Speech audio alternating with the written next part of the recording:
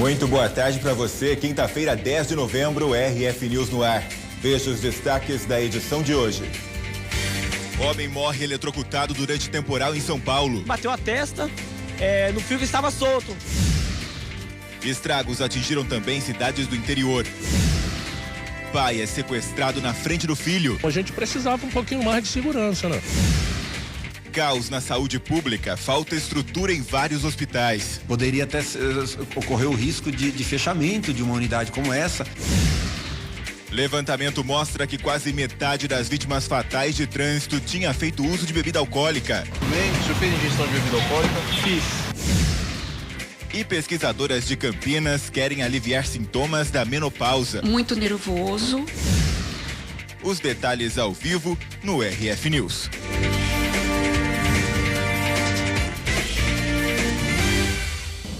No Rio de Janeiro, um pai foi sequestrado por 5 bandidos armados na frente do filho. A criança ficou sozinha na rua, desesperada. A ação durou menos de 1 minuto. Imagens das câmeras de vigilância mostram o momento em que pai e filho saem do carro. Quando eles retornam para o veículo, um outro carro preto se aproxima e 5 bandidos armados com pistolas rendem o pai. Ele foi levado como refém no próprio carro. A criança foi deixada sozinha, chorando. O menino ainda tentou ir atrás do carro, mas depois desistiu. Ele foi resgatado por um homem que chegou em seguida e entregue aos avós. Para a polícia, o pai da criança disse que implorou para ser deixado junto com o filho. Os criminosos negaram e chegaram a agredir a vítima. Ele foi liberado menos de 10 minutos depois, a poucos metros do local do crime, na rodovia Washington Luiz. O carro foi localizado, mas ainda não foi recuperado. Os criminosos estão foragidos. Eles teriam levado o pai porque queriam sair da cidade de Duque de Caxias e não conheciam o município. De acordo com o Instituto de Segurança Pública, o número de roubos de veículos aumentou 65% em setembro deste ano, em relação ao mesmo período do ano passado. A gente precisava um pouquinho mais de segurança, né? Um pouco mais de segurança porque realmente quando dá meia-noite aqui, fica tudo deserto e a gente fica, infelizmente, a gente fica muito vulnerável. Na rua onde eu moro, tá tendo assalto todos os dias. Minha rua sai aqui na Washington Luiz. Então, eu venho com o carro, meu marido corre, abre o portão. Uma segurança tremenda. Situação, hein? Ninguém deve se sentir inseguro. É obrigação do Estado fornecer segurança às pessoas. Agora, a saúde. Quem tem diabetes deve ficar muito atento às consequências da doença. Mas um levantamento revelou que 45% dos pacientes que têm diabetes não sabe, por exemplo, que pode perder a visão. Mário convive com diabetes há 2 décadas. No começo, ele não ligava muito para o tratamento, mas há 7 anos começaram a surgir os primeiros sintomas da cegueira. Eu não sabia que o diabetes cegava, né? Eu achava que era normal. Quase metade da população não sabe que o diabetes pode cegar. No Brasil, a incidência de casos da doença é grande. São cerca de 14 milhões de pessoas diabéticas. Uma pesquisa da Sociedade Brasileira de Retina e Vítreo mostra que muita gente nunca ouviu falar das complicações que podem levar à cegueira. A doença não tem cura, mas o tratamento com medicamentos ou com a insulina é eficaz. O paciente precisa controlar os índices de açúcar no sangue. O diagnóstico rápido também é essencial para evitar as complicações da doença. Uma vez diagnosticada a doença, ele tem que ter um controle ideal de alimentação, uma orientação na dieta alimentar e uma atividade física de acordo com a idade do paciente. Então, tudo isso vai prevenir essas complicações. Evitando, o problema de qualquer complicação do diabetes. De volta e ao vivo para todo o Brasil, fique com a gente até 1h da tarde, agora são 12h09. Agora vamos falar das loucuras do clima. Durante um temporal, um homem morreu eletrocutado na capital paulista.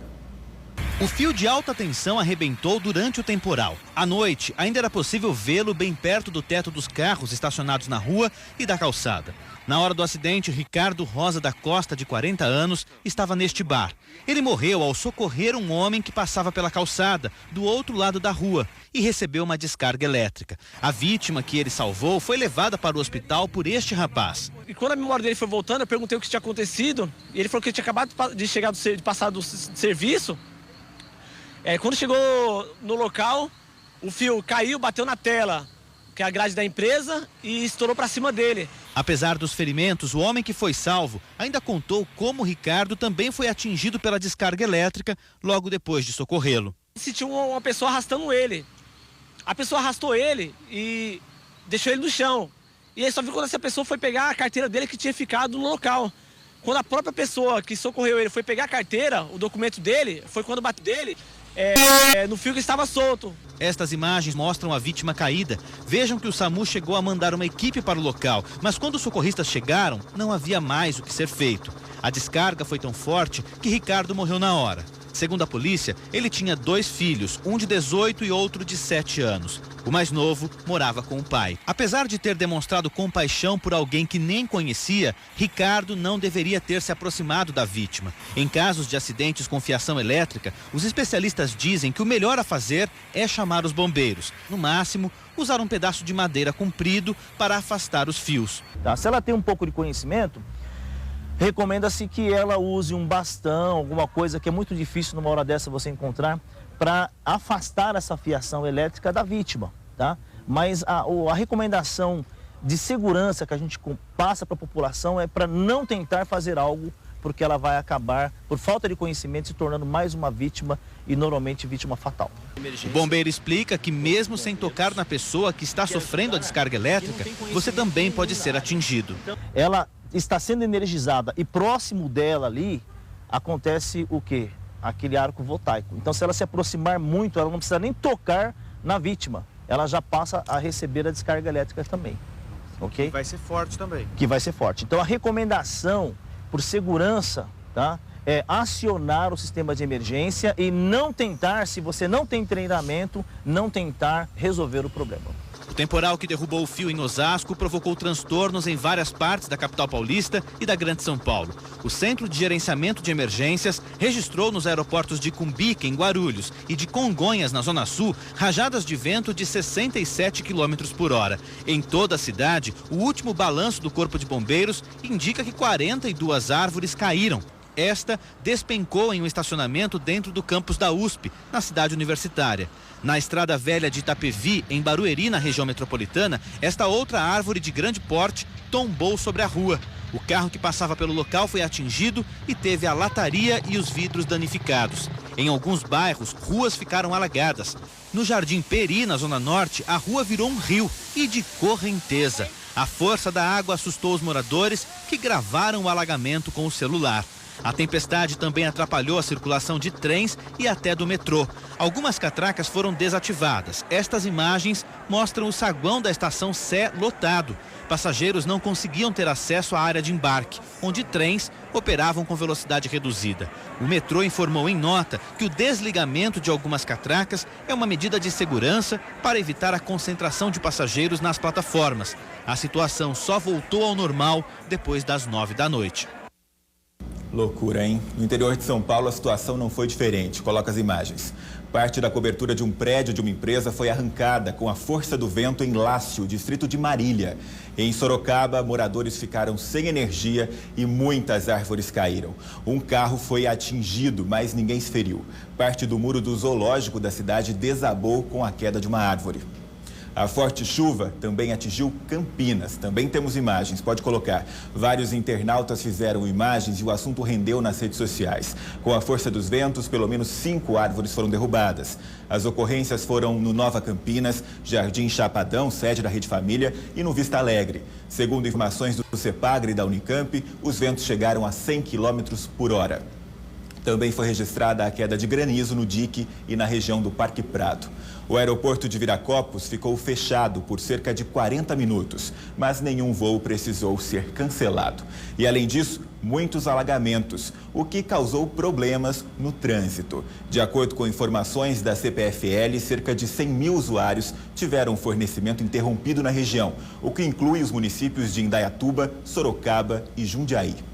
E você fez uma imagem como essa e quer compartilhar com o Brasil ou enviar uma reclamação? Anote o nosso WhatsApp, é 19974148550. Você, é claro, também pode mandar a sua foto enquanto assiste o RF News. Agora um roubo a banco em Morro Agudo, interior de São Paulo. Entre os membros da quadrilha, uma grávida. Esse é o carro que os criminosos usaram para fugir. E essas as armas usadas no assalto. 2 revólveres calibre 38. A mulher grávida de 6 meses fez o papel de isca. Ela distraiu o vigia para que os parceiros conseguissem invadir o banco. E renderam todos os funcionários, quando levou todo mundo para o fundo do estabelecimento, do banco, e pegaram todo o dinheiro que estavam nos caixas do banco. Na rodovia Anhanguera, eles furaram o bloqueio policial e perseguidos até este canavial. Um dos homens conseguiu escapar. 2 foram presos, além da gestante. Estava só de passagem no bairro, lá na casa da tia de um amigo. Já estavam armados, já prontos para cometer algum crime? Então, eu já não sei, senhora, porque a arma eu já nem sabia e apareceu mais uma arma aí. A grávida andou lentamente. Dentro da bolsa dela estava o dinheiro roubado, quase R$3.000, e também o cartão gestante. Para a polícia, a ação do grupo foi arriscada. Foi uma ação de risco aí, diga até assim, um pouco desastrosa aí, que acabou não tendo o completo êxito aí desta ação. Agora uma historinha para você. Um rapaz de 23 anos teve a moto apreendida por estar sem o documento do veículo. E não bastou esse crime. O rapaz voltou ao local e subornou o funcionário do reboque. Mas a polícia descobriu o esquema. Uma moto apreendida é um problema. Uma moto apreendida e um crime de corrupção é um problema em dobro. Esdra Manuel, de 23 anos, teve a moto apreendida por estar sem o documento do veículo. Inconformado, 1 hora depois, ele foi até a 1ª companhia destacada do batalhão da área, onde estavam a moto e o reboque. O dono disse que usava a moto para trabalhar. Ele foi pedir ao reboquista o endereço do depósito para resgatar o veículo. Foi aí que o funcionário do reboque viu, no desespero do motociclista, a oportunidade de ganhar dinheiro fácil e resolveu fazer a proposta indecente. O reboquista Rodrigo da Silva Maia é suspeito de cobrar R$250 para liberar a moto. Rodrigo não contava com a fiscalização da PM. Durante a contagem, os policiais sentiram falta de uma moto. O veículo já foi localizado no quintal do proprietário. O reboquista e o dono da moto acabaram presos por corrupção ativa e passiva. O motociclista ficou sem a moto, sem o dinheiro e ainda perdeu a liberdade. Certíssimo, errado quem paga, errado quem recebe. Agora olha essa, um carteiro foi preso suspeito por fraude. Ele vendia a uma quadrilha correspondências com cartões de crédito. O carteiro foi preso em flagrante no Jardim Iva, zona sul da capital paulista. Segundo a polícia, ele vendia as correspondências que tinham cartões de crédito para este fraudador.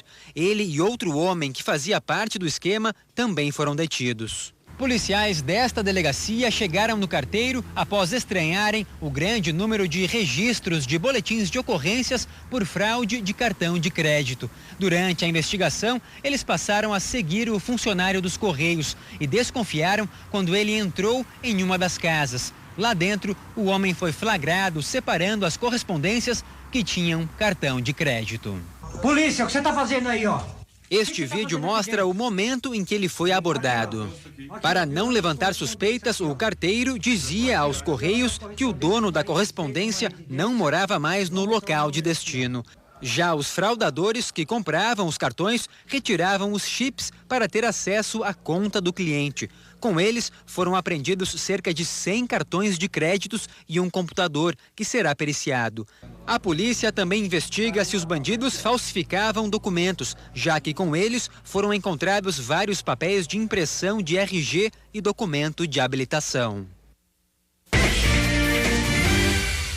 De volta aí ao vivo para todo o Brasil com o RF News, agora são 12 horas e 25 minutos. Pacientes denunciam falhas no hospital mantido pela Universidade Federal do Estado de São Paulo. Faltam remédios, lençóis e até materiais básicos de higiene. E para piorar a situação, parte dos funcionários entrou em greve. A fila no primeiro atendimento já é um sinal. Quem chega no Hospital São Paulo sabe que será e precisa ser paciente. Esses vídeos gravados com celular por acompanhantes mostram os corredores cheios de macas com doentes. A Adriana é mãe de um menino de 5 anos, portador de uma doença genética no sangue. Ele teve uma hemorragia e foi internado há 40 dias. Ela denuncia que o exame de ressonância foi feito sem o contraste, uma substância que facilita o diagnóstico. Passou 7 dias, aí conseguiu fazer, mas até agora eu não tenho o resultado. Se deu para ver ou não deu, entendeu? Tô esperando, entendeu? Para ver o que eles vão fazer, mas dessa vez meu esposo teve que brigar. Ellen fez uma reclamação formal ao hospital no dia 11 de outubro. Ela relata que falta remédio, material e até lençol para o filho que tem paralisia cerebral e está internado na UTI. Também denuncia que no refeitório dos acompanhantes encontrou barata no pão e lagarta na salada.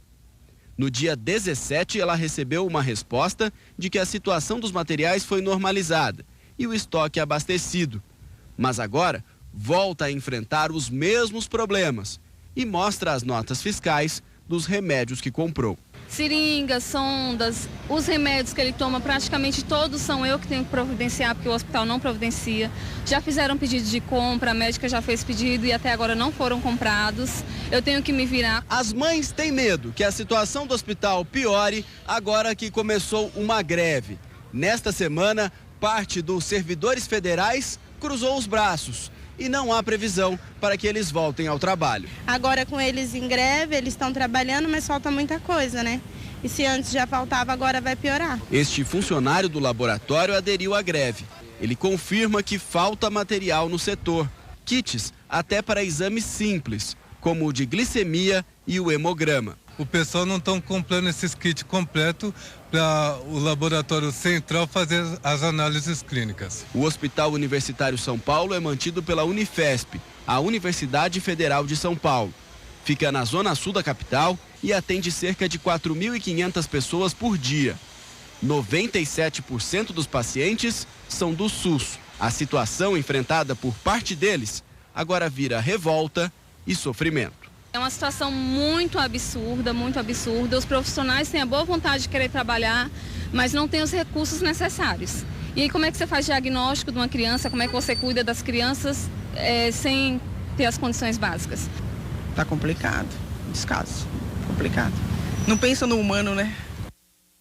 Você prestou atenção? Além de mal atendidos, precisam bancar com os equipamentos usados pelo hospital e comer comida podre, com larva, com barata. Absurdo total. Em nota, a Unifesp alegou que atende um grande número de pacientes e que trabalha com estoque mínimo necessário e que o abastecimento dos itens que você viu aí na reportagem, que estão em falta, é feito de acordo com a demanda. Mas confirmou casos pontuais de falta de remédios e também de materiais. E o problema não é exclusivo da capital. Também falta estrutura no hospital do município de Ariranha. Olha só. Vídeos feitos por funcionários mostram que a dedetização está vencida há mais de 1 ano e meio. O Hospital Júlia Ruete, mantido com recursos da Prefeitura de Ariranha, trabalha com móveis muito velhos. As paredes estão descascadas, as ambulâncias sujas e com pneus carecas. Precariedade que chamou a atenção do Ministério Público. O promotor Sérgio Clementino, que responde pelo município, vai ingressar com um inquérito civil público. Ali poderia até ocorrer o risco de fechamento de uma unidade como essa, mas nós vamos trabalhar buscando a regularização, porque o fechamento acabaria penalizando mais ainda a população que já vem sofrendo com o atendimento precário. Este funcionário conta que mais de 3 milhões de reais de subvenções foram enviados ao hospital neste ano, mas o dinheiro não estaria sendo investido nem mesmo no pagamento de salários de funcionários. Estamos com 4 pagamentos atrasados. A gente tem aluguel atrasado, conta de dada, né? E a gente vai tentando, levando da forma que dá. O que mais chama a nossa atenção é que, segundo os funcionários, o hospital não realiza internações nem cirurgias há pelo menos 2 anos. Assim, quando um dos cerca de 8 mil habitantes precisa de um desses atendimentos, tem que se deslocar até Catanduva, que fica a 23 quilômetros daqui. Não tem internação, medicamento até esses dias atrás não tinha medicamento. Na recepção, perguntei pelo interventor do hospital e também pelo diretor administrativo, que é irmão do prefeito. Disseram que eles não estavam. Essas irregularidades nas contas, elas podem resultar em infrações à lei de responsabilidade fiscal, crimes da lei de responsabilidade fiscal. Não tem remédio, não tem atendimento, não tem internação, não tem hospital. Agora você vai ver o perigo a que alguns motoristas da capital paulista submetem os passageiros do transporte público. Uma das maiores reclamações é o processo de extinção dos cobradores. Para agilizar a linha, tem motorista cobrando e dirigindo ao mesmo tempo. A catraca gira sem a presença do cobrador. Quem faz o trabalho dele é o motorista, na presença de um fiscal da empresa. Quando o ônibus parte, nada muda. O motorista recebe o dinheiro e tenta encontrar o troco. Como não consegue, quando o semáforo fica verde, ele sai apressado, com as notas na mão. Aqui ele olha para trás com o veículo em movimento para entregar o dinheiro ao passageiro. Desvia totalmente o olhar da avenida movimentada. Sem saber que estava sendo gravado pelo nosso produtor, o motorista diz que a prática não oferece risco. É difícil dirigir e cobrar, dar o troco? É mais fácil que tirar bolsa de criança. Agora, outro motorista conduz o volante. Com o veículo rodando, ele abre a caixa onde guarda o dinheiro dos bilhetes. Repare que aqui ele tira as duas mãos do volante. Quando chega o turno da noite, o mesmo problema. O fiscal da empresa de ônibus revela que a situação não é restrita à linha flagrada pela reportagem. Essa linha que não tem cobrador ou não tem outro? Não, essa. A maioria não tem. Mas o pessoal foi demitido? Foi demitido. Quantas pessoas? Foi bom. É perigoso o motorista dirigindo, dar troco? Distrai, mas o senhor já está acostumado. A dona Rosemary foi vítima dessa imprudência das empresas de ônibus. Ela machucou as costas quando o motorista freou bruscamente ao dividir a atenção entre o trânsito e a cobrança da passagem.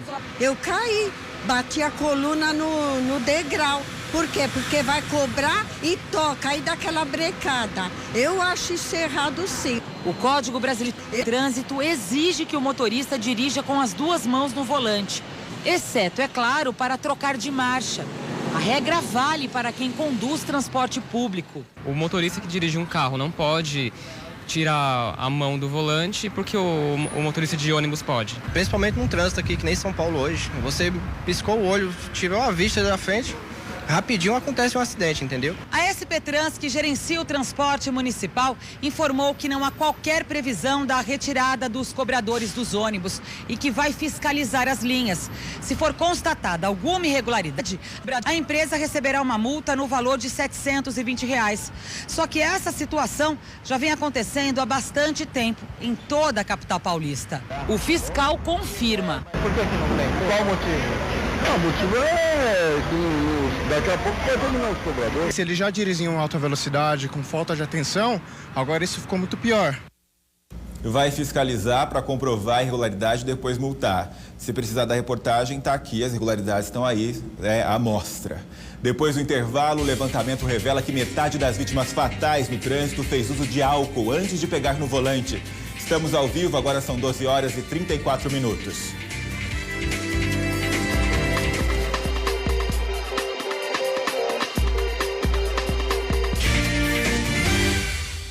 De volta com o RF News ao vivo para todo o Brasil, 12 horas e 37 minutos.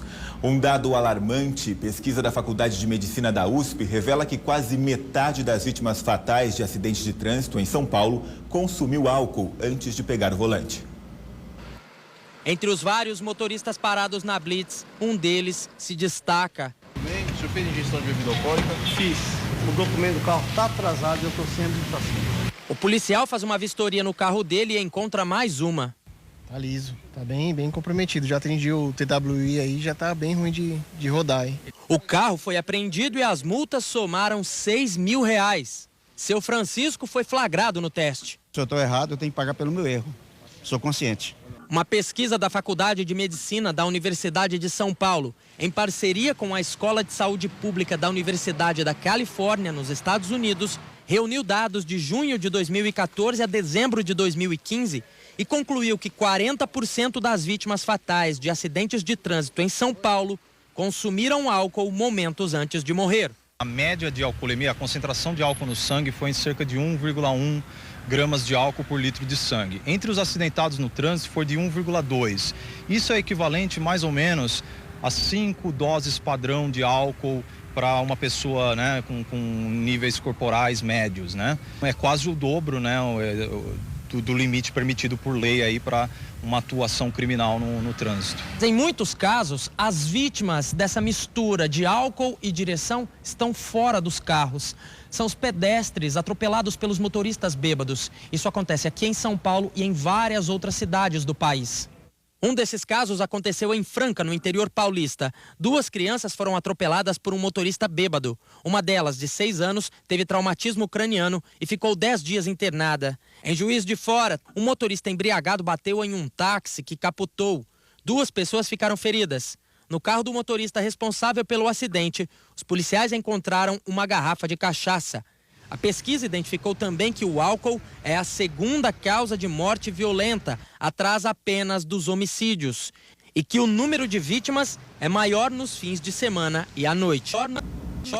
Agora de volta à saúde, sempre saúde. Em Belém, no Pará, pessoas com parentes internados em hospitais são alvos de golpistas. A polícia acredita até na participação de funcionários das unidades de saúde que passam informações aos criminosos.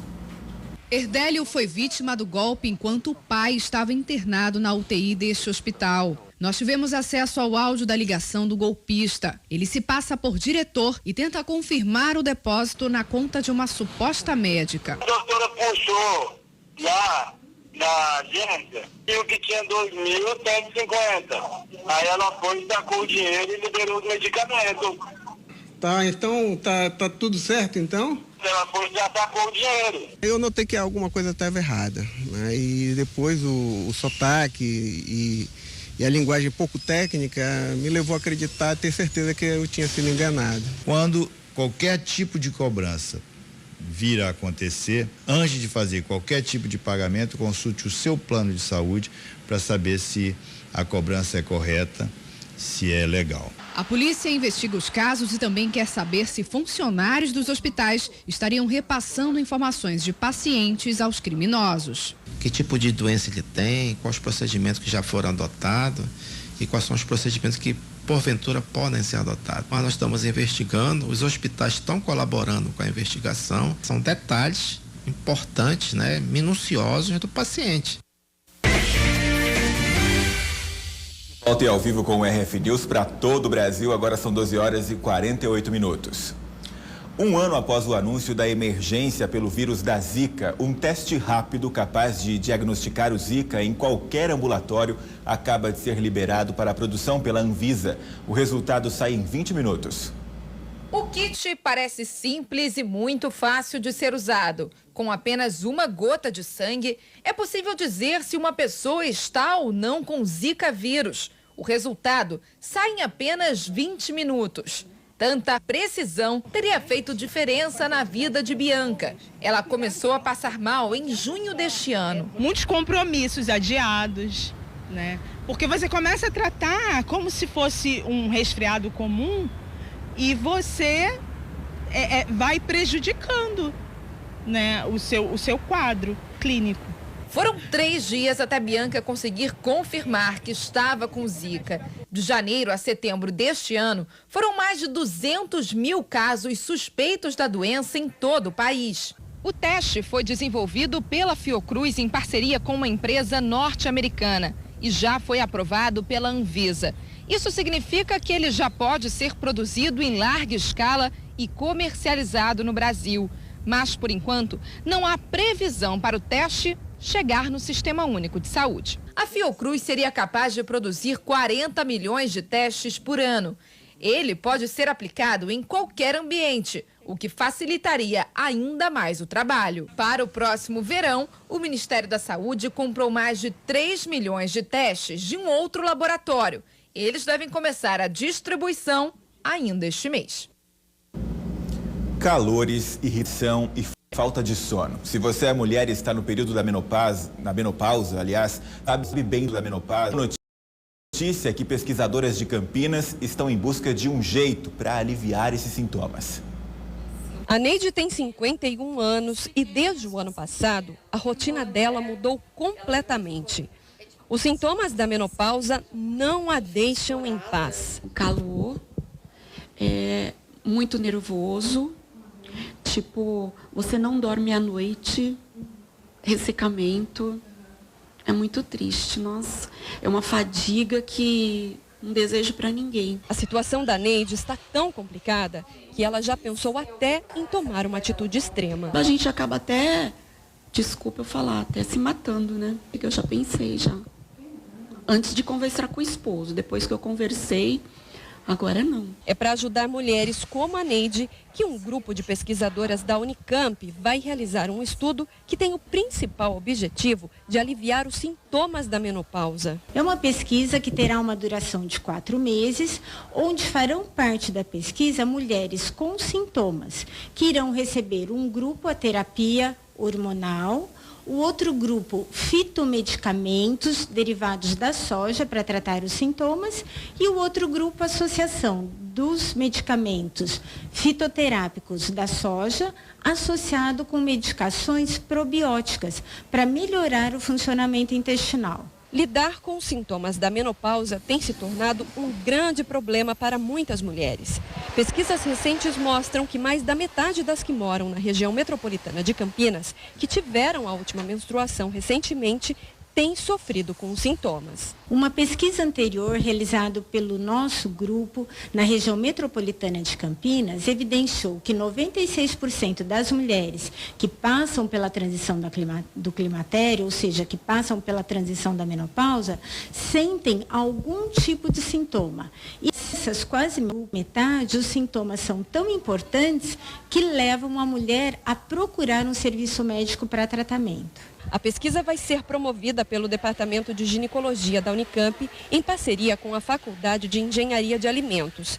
Isso porque a parte nutricional de alguns alimentos tem colaborado com as mulheres. Por exemplo, a soja, os derivados de soja, que tem esses fitoestrógenos, que são mimetizantes, né, do hormônio no nosso metabolismo, no nosso organismo, eles ajudam então e aliviam, né, os sintomas da menopausa. O recrutamento já começou, mas a pesquisa mesmo vai ter início em janeiro de 2017. Durante 4 meses, 60 mulheres vão passar por consulta médica, acompanhamento ginecológico, fazer vários exames e, principalmente, receber a medicação adequada para finalmente aliviar os sintomas da menopausa. Para fazer parte do grupo de voluntárias, é preciso se enquadrar em alguns requisitos. Tem que ter de 40 a 60 anos, com sintomas da menopausa, fogache, sudorese, insônia, dor na relação, ressecamento vaginal, coceira na vagina, algum sintoma relacionado com a menopausa. Não pode ter realizado esterectomia, que é a retirada do útero, não pode ter tido algum tipo de câncer, câncer de mama, câncer de ovário, problema de fígado, de rins, não pode estar usando terapia hormonal há pelo menos 6 meses ou anticoncepcional há 6 meses, não pode estar usando procolesterol e antibióticos há pelo menos 6 meses, só vai trazer benefícios. A paciente vai ser acompanhada durante 4 meses, nesses 4 meses as pacientes vão realizar exame de sangue, exame de densitometria óssea para avaliar se apresenta osteoporose, osteopenia e vai receber a medicação durante os 4 meses. Interessante, hein? As mulheres que tiverem interesse em participar da pesquisa devem entrar em contato pelo e-mail saude.menopausa@gmail.com. saude.menopausa@gmail.com. A pesquisa é feita lá em Campinas. Agora vamos falar de um mercado de luxo, tecnologia e também a segurança do motorista. Esses temas dão o tom do novo Salão do Automóvel que está aberto em São Paulo. Vamos conhecer essas máquinas. No grande evento automobilístico do país, não poderia ser diferente. Palcos e estrutura de show para apresentar as novidades. É no salão que as grandes montadoras investem e apresentam o que no futuro poderá estacionar na garagem dos brasileiros. Design futurista com painel inovador. A busca por espaço interno, seja qual for a carga que o dono tenha que carregar. Modelos clássicos com motores e preços surpreendentes. Quer experimentar? Basta desembolsar quase R$980 mil para levar um desses para casa. O que também atrai a maioria dos visitantes que vêm ao salão é a chance de interagir com os veículos, principalmente os mais cobiçados. Em muitos deles é possível até entrar e ter a sensação de estar ao volante de um carrão. Mas esse daqui a montadora utilizou com uma outra proposta. A ideia para falar sobre a proposta ao volante foi transformar um carro em um simulador industrial. Basta colocar os óculos de realidade virtual e partir. O vídeo simula a batida em testes feitos por fabricantes. O carro se move junto com o impacto e uma câmera flagra a reação do motorista.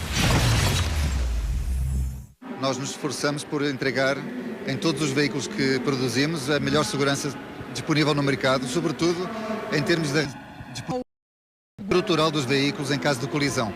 Uma das tendências deste salão é o chamado carro limpo. Modelos híbridos como este que já circulam pelas ruas do Japão e dos Estados Unidos. A estrutura revela o mecanismo para que no lugar do escapamento haja uma saída de água. A montadora alemã apresentou uma das maiores experiências do setor, o carro experimental movido a nitrogênio. Ele funciona com a combinação de dois motores, um movido a hidrogênio, o outro movido a energia elétrica, né? Porém é um carro que não emite absolutamente nada sob o ponto de vista de poluentes. É bom o visitante se preparar para admirar carros que parecem de outro mundo e, se sobrar tempo, conhecer esta sonda lunar produzida pela indústria automotiva, resistente à variação de temperaturas e em desenvolvimento para ser levada à Lua no ano que vem. Para quem fica na Terra, olha a oportunidade de conhecer os modelos que ultrapassam fronteiras e idiomas para encantar o público de todo o país. Comodidade, conforto, tecnologia. Todo bueno, perfeito. Os carros parecem de outro mundo e os preços também, né? E o RF News termina aqui. Uma ótima tarde para você. A gente se encontra amanhã. Até lá.